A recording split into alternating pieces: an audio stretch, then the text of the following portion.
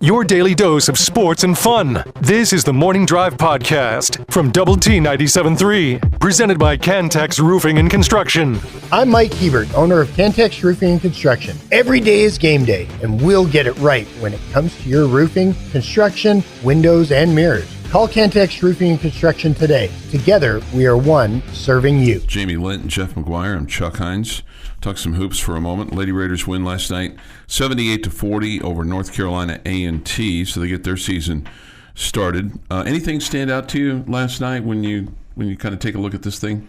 Well, I just like the fact that you had a lot of different girls contribute, and that's kind of what you expect in these early season games when you're playing against less talented teams. But it's nice that a lot of girls got to show out, and you could see that some offensive skill there. Jalen Bristow with 19 and 9 rebounds, but she also had 7 block shots last night to go with that. Lady Raiders had 14 assists on their 28 made field goals. Shot well from the free throw line, 15 of 18 last night. And I thought Gemma Nunez did a really good job of running the show last night. She had 15 points in the ball game. She had 4 steals and 4 assists and 5 rebounds, and turned the ball over just one time in 34 minutes. So she distributed the ball really well, and just, she was all over the floor. Making plays that don't show up in the box score, where she's, getting a stop, in the paint and forcing, the opponent to pass to somebody else, or just knocking the ball around and creating turnovers and things like that. Snudda Collins coming off the bench, she had 15 and 6 rebounds for her, and she turned it over just one time. And Coach Gerlich told us after the game that Snudda would say, "Yeah, it just didn't play very well," but she had 15 and 6, and they want her to come off the bench and provide a spark, and she did do that last night. So that was good to see. And then Bailey Maupin had 11. Did not shoot the ball well from beyond the arc last night. They were 7 of 28 from distance last night. That's 25%. So, including going 0 for 4 in the fourth quarter and 2 for 7 in the first quarter. So that's something they'd like to improve on. They did score in the paint last night, 34, and they did a really good job rebounding, especially defensive rebounds. They had 33 defensive rebounds, and their opponent last night just had 9. They had one in double figures last night, Demaya Tucker, who hadn't played in 2 years because of a knee injury. So, and shockingly, nobody fouled out of the game last night. And I say that because early on, their big, Shania Clark, got into foul trouble. She had 2 fouls 41 seconds into the game. She would finish with 3, but she drew 7 last night. So I think, a good start. I think you left points on the floor last night just because of your shooting. Overall, you were 28 of 64. So, you were 18 of 36 from when you take out the 3-point shot. So that's 50%. You'll take that. And you did a really good job just getting to the hoop last night. But we'll see. We'll see how this goes as the season goes forward. But it was at least good to see Jalen have a great night last night. And she really played well in this summer in Germany, and just kind of feel like she's playing with a lot of confidence and talented player, no doubt about it to begin with. But she's just playing at a different level than she was a season ago, and you got to believe that confidence is a big part of that. Yeah, she had a couple of threes last night, and Danae Fritz had 3 threes last night for them. So they'll play again on Thursday. We'll have it for you on 93.7 The Eagle. They take on UTSA, and then they play again on Sunday. So they play 5 games in 13 days to get the season started. So that'll cure the old, hey, tired of playing ourselves, right? Yeah, and the Lady Raiders they're going to challenge themselves with this non-conference schedule. They're going to play some tough teams, and some good teams are going to come to Lubbock, and they're going to go on the road. Actually, on the road in non-conference play road games. So it's It's a challenging schedule for them. I feel like we'll know a decent amount about this team before the end of this month. Yeah, they go to New Mexico, and we'll go to Pullman, Washington to take on Washington State. And so might as well go to Canada. I think they're going to be 125 miles away from Canada. I got to think there's probably some hiking opportunities up there, but I don't know if there'll be enough time for a hike, probably for Fink and I don't think so. I have no idea what your schedule is. Well, I don't know why you're looking at me. I was just trying to be sarcastic. I was trying to get a shake of the head. That is a miserable thing. You're asking me what your schedule is. No, I don't know, man. I don't know what you're doing. It was a miserable fail.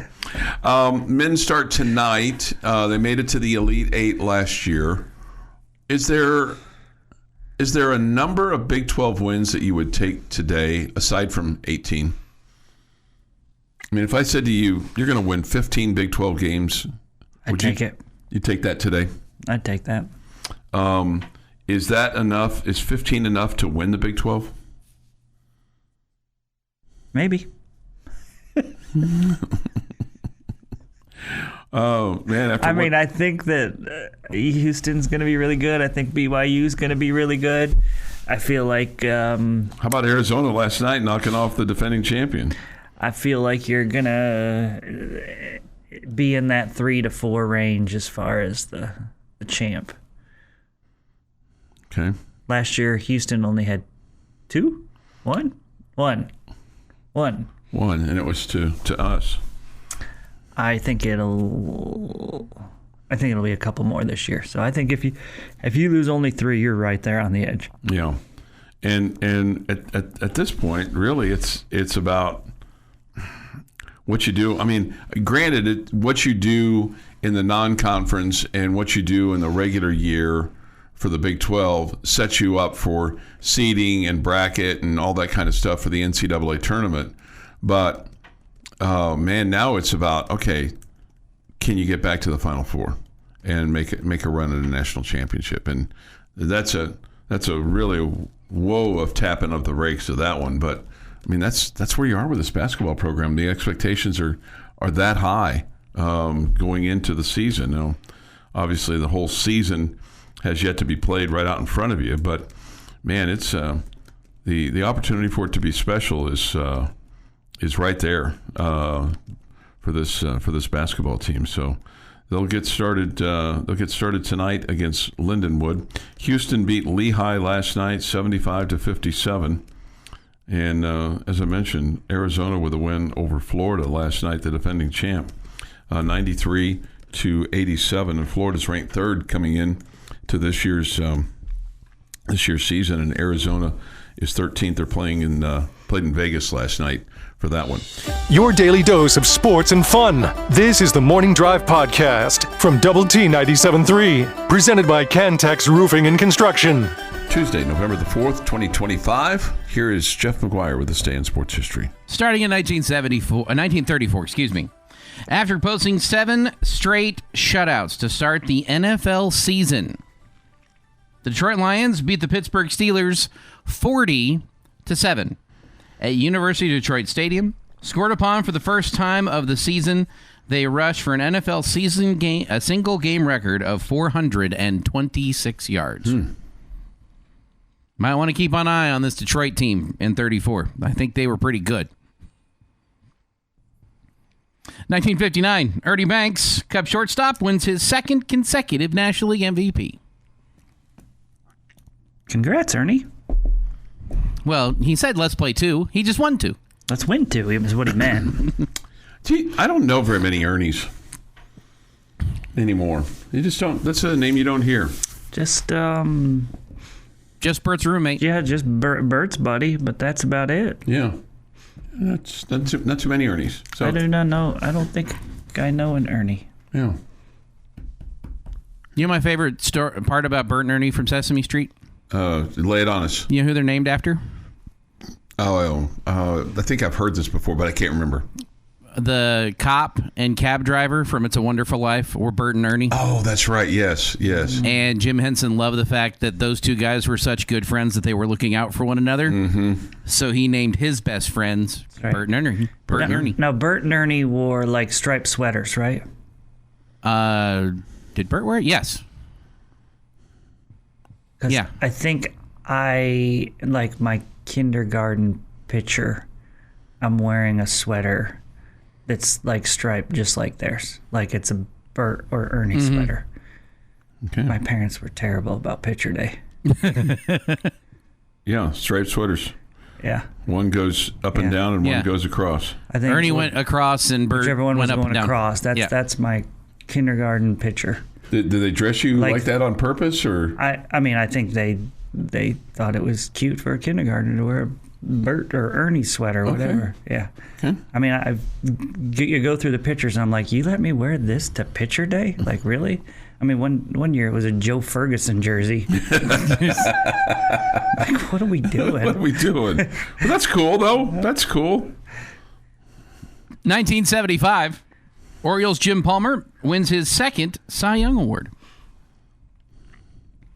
1989, Jamie Gill rolled out to his left and found walk-on wingback Anthony Manyweather, wide open for a 65-yard go-ahead touchdown as Texas Tech tops number 22 Texas 24-17 in Austin. Nice.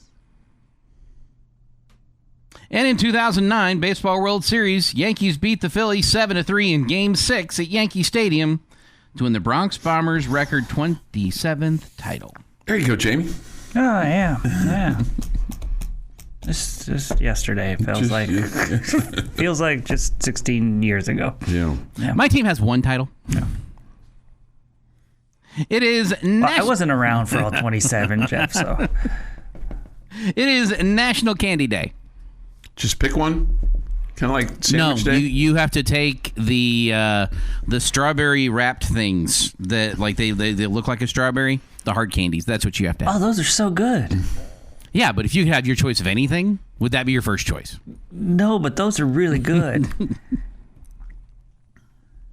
Happy birthday to Ralph Macchio, who's 64. Matthew McConaughey, 55. Des Bryant, 37. Devin Hester, 43. And Eric Karros is 58. And on this day in 1922, British archaeologist Howard Carter and his workmen discovered the steps leading to the tomb of King Tutankhamun. Oh, wow. In the Valley of the Kings in Egypt on this day. It would take a few more days before Carter and his fellow archaeologist Lord Caervon entered the interior chamber of the tomb, finding them miraculously intact. The most splendid architectural find was a stone sarcophagus containing 3 coffins nestled within each other. Inside the final coffin, which was made out of solid gold, was the mummy of the boy king Tutankhamun, preserved for more than 3,000 years. Wow. And then they all died. Like everyone who ever stepped foot in there. Because that didn't actually happen, but that's the myth. Everybody who ever did, everybody walked past died because, Tutankhamun, and it couldn't be the fact that, everybody on the planet is eventually going to die. Mm-hmm. Whether they walked into King Tut's Thanks tomb for or not. ruining the suspense, Jeff. Yeah, here to help. It's this day in sports history. 6:51 this morning here on the Morning Drive. He has since passed, but for 32 years he was the voice of the Plainview Bulldogs. And his name, and I never called him by anything but this, but his name was Tut because he was born on the day that King Tut's tomb was discovered. Mm. So... and everybody just called him Tut. And he was this prince of a guy. That's cool. Yeah, so he was... Tut Tallwater was his name, but everybody just called him Tut. That's quite a name. Yeah, I know. But he was... he was the voice of the Bulldogs for 32 years there in Plainview. Somebody brings up Ernie Johnson from the NBA show. There you go. Yeah, there's one. There's one. Yeah. Mm-hmm. But, just in stumbling around Lubbock, as I do... quite frankly, on a daily basis, I don't run into it. Thought we got that fixed and you stopped wearing flip-flops. But slides. It's the slides. Same difference. Still wear the flip-flops, but no more slides for the, quote, stumbling around. Trying not to break anything here in the next few months. Cowboys nearing a trade for the Bengals' Logan Wilson. Sources telling Adam Schefter and Todd Archer that this is going to be a done deal. He has 2 years remaining on his 4-year deal with the Bengals. He's a linebacker. He's gotten 100 tackles each of the last 4 seasons, but has seen reduced playing time with the Bengals this year, probably because his skills are diminishing. But hey, welcome to the Cowboys, right, Jeff? So you want to be a Cowboy? No. Cowboys are 31st in the NFL in total defense, 397.4 they're high yards per now. game. They moved up a spot. Maybe they drafted a guy who's just really, really good that plays in front of him. Otherwise, there's no trades ever made, right? Yeah. Scoring defense, they're 31st as well. They're giving up 30.8 points a ball game, ahead of only the Bengals in both categories, whom they just traded for one of their linebackers that apparently is not good enough to see the field. Right? That's how you look at that, right? Sure. But hey, maybe a change of scenery will help. The guy's 29 years old, so it's not like he's not old, but 29 is getting towards the end of an NFL average career. So, and he still's got plenty of money coming his way, so I'm sure he's looking to cash those checks as best he can. 6:53 this morning here on the morning drive. Thoughts, comments on the Yates Flooring Center chat line? We'll take them. If you want to register an early score prediction for Tech and BYU, you can. If you want to register a margin of victory tonight with Lindenwood, what would be acceptable to you? Is it 53 or 55? Little King Tut by Steve Martin. This was really, really good bit that he used to do back in the day, and a good song. I have this album, by the way. Wild and Crazy. The Morning Drive podcast from Double T 97.3 is presented by Cantex Roofing and Construction. Jamie Lent and Jeff McGuire. I'm Chuck Heinz. We get this from Connor from the Yates Flooring Center chat line. Definitely using a needle for records. Analog photography coming back too. Same with VHS players and VHS movies. Millennials are the most nostalgic. Okay. Grasshopper is in the Hub City. Good to know. Score projection. Raiders 42-10. Okay. Raiders. I just was reading it. What he said. That's fine. I'm just saying. I don't. You don't like the Raiders. I don't like it when people refer to us as the Raiders. Yeah, I'm with you on that. With tougher, even though we do say Raider Power, I guess it seems like it's fair. We don't say Red Raider Power. Yeah. Raider Power. Raider Power. Yeah. With tougher competition, Tech has struggled but stayed even in the first half before pulling away in the second half. Tech can't allow BYU to get the jump on them early. Okay. This from Viva 73. We'd really like to see the offense get started a little bit earlier. And so many of these games we've seen it take a little while. I'd like it to be like a fresh lawnmower. When you pull that cord and it starts on one pull of the cord and it just goes as opposed to the choking of it, right? Okay. Viva 73, how to wish that the basketball game opened up next week. I'm more excited about the men's basketball season than I was the football season. I think Tech will be in the hunt for a national championship in men's basketball. Yeah. Y'all are crazy. BYU is getting stomped this weekend. They barely beat Utah, barely pulled out Colorado, got their prayers answered in the Iowa State game, and a lucky play in overtime in Arizona. That's not a team that's going to hang with Tech. We have better quality of wins. Oh, that's. There's some fairness to that statement, Jamie. Yeah, I think we have better quality of wins. Yeah. So if Tech wants to be legitimately considered every year, do they have to do something? They have to do something about the non-con, right? Well, I don't know that you're going to do anything about the non-con. There's not a whole lot you can do about the non-con because you want to have 7 home games every year.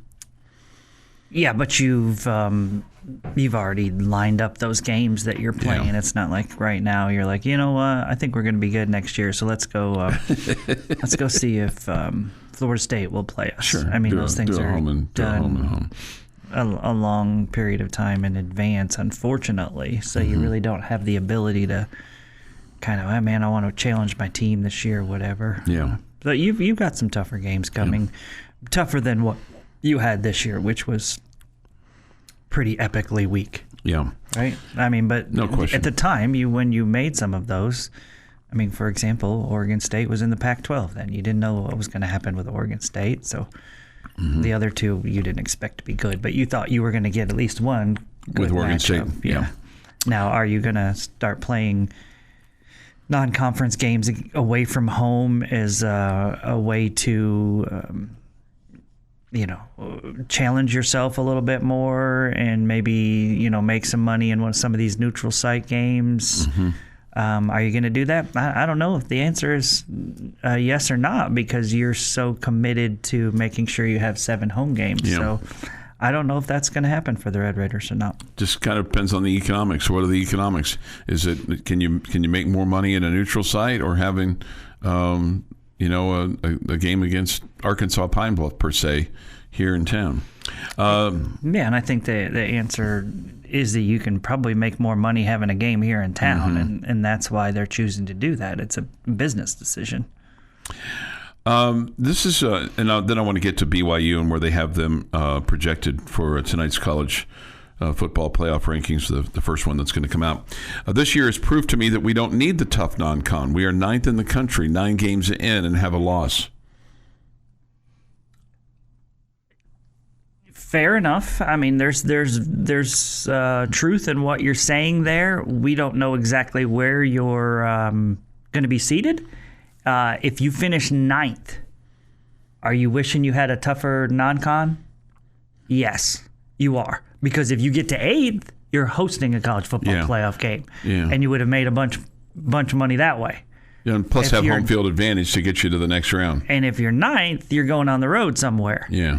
So, yes, that's fair. You're in the top 10. You're doing well. I mean, you're a really good football team, no question.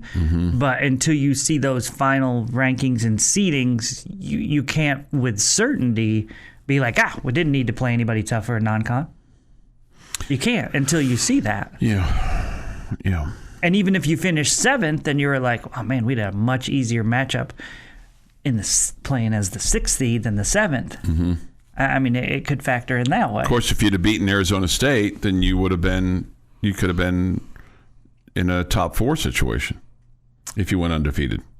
Yes, but I mean, very 100% accurate, but that's not what we're talking about. No, I understand that, but I'm just saying, he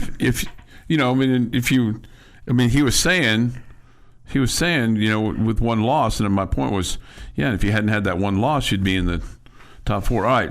BYU, they're 8-0 on the season. They had a bye week this past week. They're projected to be 7th. The Cougars had a bye week. They'll be the committee's lone undefeated Big 12 team to consider. Back-to-back wins against Utah and Iowa State are collectively better than anything undefeated Georgia Tech has on its resume. Not undefeated anymore. Heading into Saturday, BYU is ranked number 5 in ESPN strength of record metric, ahead of number 8 Georgia Tech. The more glaring discrepancy is in strength of schedule, where BYU is 49th and Georgia Tech was 83rd. Again, they lost, so that doesn't really matter. The committee will focus on an FCS win against Portland State and 3 wins against teams with losing records: Stanford, Colorado, and West Virginia. Right now, they say BYU and Tech are the most likely matchup in the Big 12 title game, according to ESPN Analytics. But they will first play each other in Lubbock this coming week. Okay. If BYU reaches the Big 12 title game undefeated, it will most certainly earn an at-large bid as a one-loss runner-up if it doesn't win the title. If BYU loses to Tech during the regular year but beats it in the Big 12 title game, it's still possible that both get in if it's a close game. Even with a second loss, the Red Raiders could claim a regular season win against the Big 12 champs, which would be a huge boost to their resume in the committee meeting room.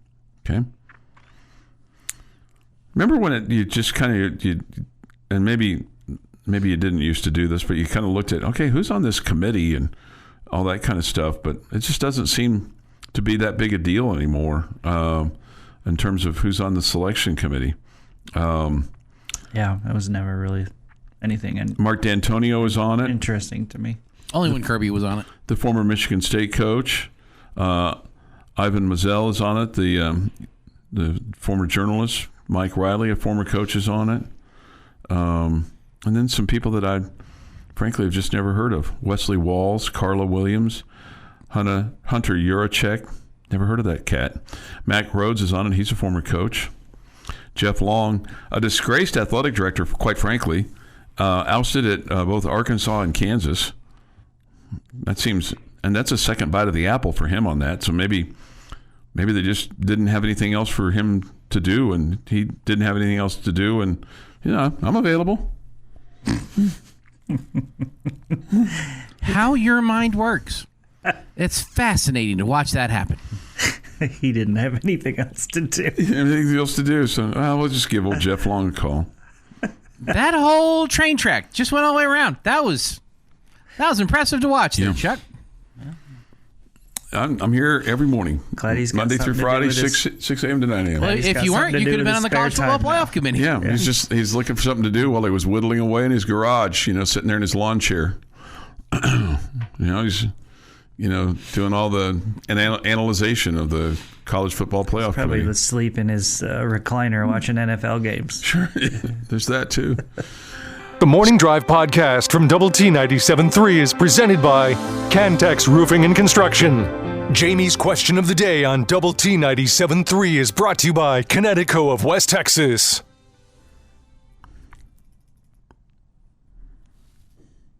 All right, pretty simple question for you today, gentlemen, with the men's basketball season starting for our Red Raiders tonight. Mm-hmm. What are you anxious to see? What am I anxious to see? I'm anxious to see the new kids, the new guys, the just how they look. I want to see, and I don't know how athletic you'll be able to see them be tonight, but that's really what I'm looking for. Is I know what JT Toppin can do. I know what Christian Anderson can do. I want to see how the others kind of mix in there and in if they look like basketball players, which I know that they do because they're highly talented and highly compensated. If you're asking me for a specific one, Lawan Watts is who I want to see play tonight. He's number 3. He's a redshirt junior. He's 6'6". He's the transfer from Washington State. You want him specifically tonight, Jamie? Yes. Final score. This is your season opener. We know Texas Tech is good. We know Lindenwood is. They may be okay, but they're not on the same level that you're at. This is a bloodbath about to happen for a game. Final score.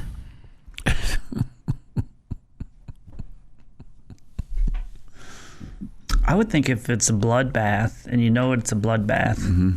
that the final score wouldn't even mean anything to you. Well, that means it's over. It's I like that part at the end when it stopped. Okay. We're not going to learn anything tonight. Illinois game 3 is the game I'm kind of interested in. Is when you're facing somebody that's playing on the same level that you are. So I'm with Chuck in that. I think the smart answer here is just new players and what do they look like as far as their style of play. Okay, and I think that Chuck picks a good one in Lawan Watts. When I asked this question, the thing that I questioned in my mind, there was a couple different things that stood out to me. The post position, what you're going to do there. We've heard that Luc Bamboye is a better version of what we had last year. The post position, a shot blocker extraordinaire, high flyer, toss him alley-oops, all the above. So I'm excited to see what he's like. And then the other guy for me that's a newcomer is Jalen Petty. And because the potential of this guy being, as a freshman, being able to be a big-time factor as at the point guard position. And the way college basketball is now, there's not a ton when you're talking about new players that come in as freshmen that you're expecting to make a huge impact. It's more so in the transfer portal. But Petty comes in with, high expectations, it feels like, for him. So I feel like the less you have to play JT Toppin in the middle and allow him to play as more of a forward, which is his natural position, I think the better you will be. So what you're going to do at the post position, and can Bamboye be a factor for you on both ends of the court? If he's able to do that, then that allows you to play JT more at the 4 and not have to use him at the 5. And so I'm really interested to see what Bamboye's game looks like. Yeah. And plus, I think his style of play will be fun to watch. Mm-hmm. Yeah, I'm with you on the freshman, and Bamboye was my second pick, and I'd really like to get a tape measure out. I got a new one the other day that can just fit in my pocket. Go down there and just size him up. You should do that. And see if he's 7 foot. I think you should go to one of his sneakers practice availabilities, and yeah, I don't think that would be awkward at all, Chuck. Probably not. You know that you're getting towards the age, right, where people start using the senile word, right? Oh, yeah. Okay, you have to avoid things that could potentially put me in that spot, bring that conversation about. Yeah. Okay. I think maybe walking up to one of our men's basketball players and asking if you can measure him. Yeah. Might be a little strange. Yeah. I don't know, awkward. Yeah. You may get some funny looks. Yes. You'll be remembered though, Chuck, and I know that's what you're better to be remembered than not remembered. Yeah. So that's. I mean, Dejan Kravic, when I saw him here, last year, I mean, he had a big smile on his face when he saw me. So I mean, that pleased me. Yeah. That he remembered me. Better to be thought of as crazy than not remembered at all, right? I mean, honestly, at this point in time, 15 years into this gig, am I really going to turn that around now? I mean, honestly, am I really going to turn that around now? The journey of 1,000 miles starts with a single step, Chuck. Yeah. I mean, how long would it take me for people to go, that nut job really does know what he's talking about? Hang on. Wait. Before we answer that, does the nut job actually know what he's talking about? Right. I mean, if you do, then it could start today. You got to turn the train around. At least I can say that I'm comfortable in my skin. I am who I am. No one ever questioned that. I am who I am. Nope, that's not been in the question at all. Ever. I had a Jamie Lent moment during the pocket tape measure. Oh my goodness! I've got one in my car. I just got it. Somebody gave me one the other day. And you make fun of people. You make fun of people who have rain gauges. I know. You think they're crazy, but you're going to carry around a pocket. I think he's made the turn. Measuring tape. I think he wants a rain gauge. Because I don't want to put a rain gauge on my fence. You don't have to put it on the fence. You can put it on a pole. I mean, ours is in the flower bed. Oh, okay. Well, we don't have flower beds. We just have rocks. Okay, well, put it in the rocks. Yeah. I don't feel like it's going to disrupt the rock. I mean, I'm not trying to decorate your house. What am I saying? You do you, Heinz. Let's figure out a spot for it. But the day that I'm out there, taking stock of the rain gauge, probably not coming in here every morning. Those people are crazy. But 65-year-olds that carry around a measuring tape to measure basketball players, completely normal. Completely normal. This is the Morning Drive Podcast from Double T 97.3, presented by Cantex Roofing and Construction. Spending a part of your day or all of your day or just some of your day with us so far today.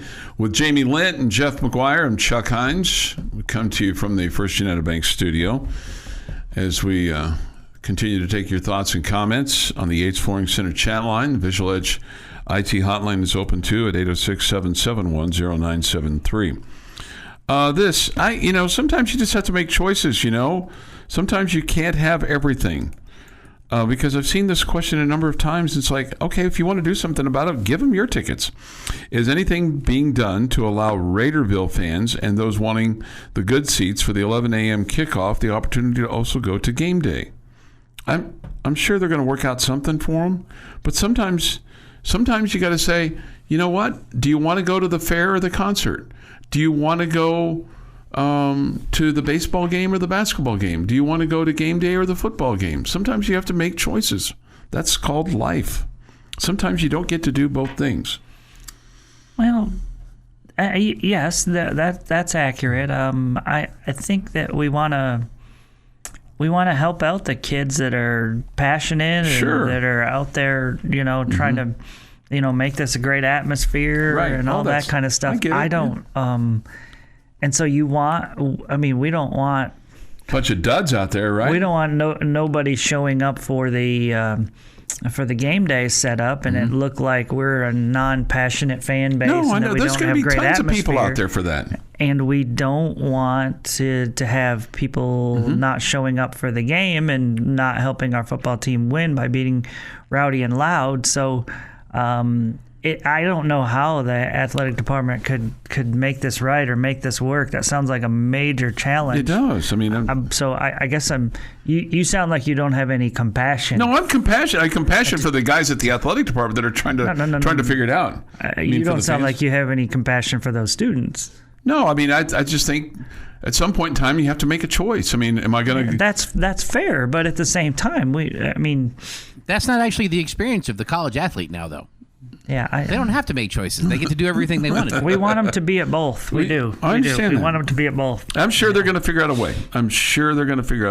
Yeah, I don't have any idea. It's clearly that's a challenge for them to figure out over in ticketing and all that kind of deal. I don't know, because we do expect this place to be packed, and we want game day to look packed too, and present this place as a wild, crazy, fantastic atmosphere where we want our students to come and where we want athletes to want to come play and all the above. So you surely don't want to be like, oh, yeah, you want to go to game day? Well, haha, you don't get to go to the game. Suck it up.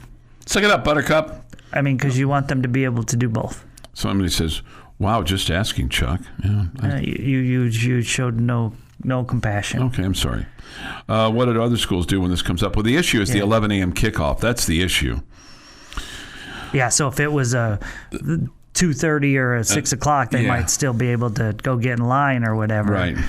So the challenge is it's all there bunched in together. Yeah. Yeah, I don't. What would you be doing? You were a student, Chuck. Yeah, if I was a student. Especially if they told you were going to be on camera over at game day. I think in order for me to get on camera, I'd have to have a really pretty girl standing next to me, and the only way that was going to happen is the only way that was going to happen is if I was just by luck. Chuck, you're on camera now. And I am not a pretty girl. It's just the way. I mean, it's a requirement. Okay. You asked the only way you'd get on. You said at game day. At game day. Perhaps game day will have cameras and something set up in the stadium in front of the student section. Perhaps. I know. Yeah, I don't. That's a tough deal. That's a challenge for those folks over. Somebody says this. Nah, Chuck is right on this one. Life has choices, and you can't do both things sometimes. I'm not saying that's inaccurate. Yeah. But You want me to have a you little almost you said it in a sorry about you tone. dismissive tone. Yeah. Yes, and you're like, well, I have compassion for the athletic department, but you don't have compassion for these kids that are passionate about it. Yeah, I do.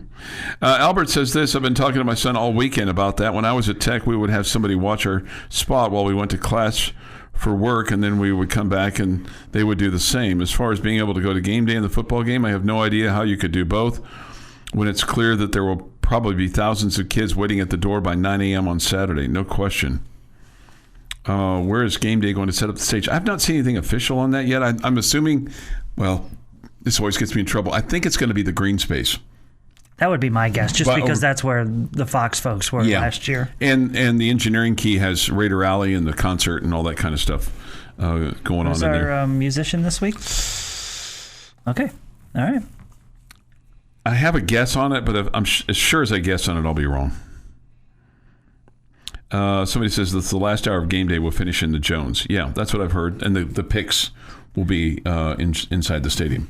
So, but the problem is that those students are having to line up way early to get in now, right? Because last game, students were turned away, correct? Yeah, Yeah, because they weren't in line quick enough. And so you have to get there hours in I don't know for certain, but I'm assuming they're having to get there an hour or two beforehand so they can make sure that they can get into the stadium, right? Yeah, I don't even know if an hour or two is going to be good enough. It might be, you might have to get there at like 6 a.m. Yeah, these are all great problems that we're having. Absolutely, no doubt. But absolutely. And so it makes it hard for the students. And then I'll go to game day and you stand in line. Okay, well, now you're the guy over there standing in line, and now guy 10 spots in front of you allows his 6 buddies that were over at game day to come sit and get in front of you. That's a problem. How you think those kids are going to handle that? That like any of us would. Yeah. Hey, what are you doing there? Cutting in line there, buddy boy. Hey, buddy boy. Cutting in line. Pal. I'm trying to think where I was the other day. I was with the Phenoms, and I had a little kid say, "Are you cutting in line?" I'm like, "Oh, I know. I was having lunch with the little Phenom," and I mean, it's like I was just trying to get a piece of pizza, and I heard this little voice go, "Are you trying to cut in line?" I'm like, "No, I'm just getting some chocolate milk for the little Phenom out here, But did you cut in line, or did you stay in line? I kind of stepped in there, and and I just grabbed the milk because they were going through the whole thing. And then I said to the lunch lady back there, she's like, "Is there something I can help you with, sir?" I go, "Yeah, I just want a couple of pieces of pizza." And then she's like, "Okay, well, I'll take care of you." I thought you were getting milk. Yeah, no, I did. And then I saw the pizza, and I wanted some pizza for me because I didn't have anything for me. So then you needed to go through the whole line. You got called out by a kindergartner. Are you cutting in line? No, I said no. I'm not cutting in line. But I kind of was. I was just. It sounds like you absolutely were. I was on a time crunch. It's all about you. And so now did you mention rule number 1 to the kid? Does he not know? No. This has been the Morning Drive Podcast, presented by Cantex Roofing and Construction. Check out our library of Double T 97.3 podcasts at doublet97.3.com.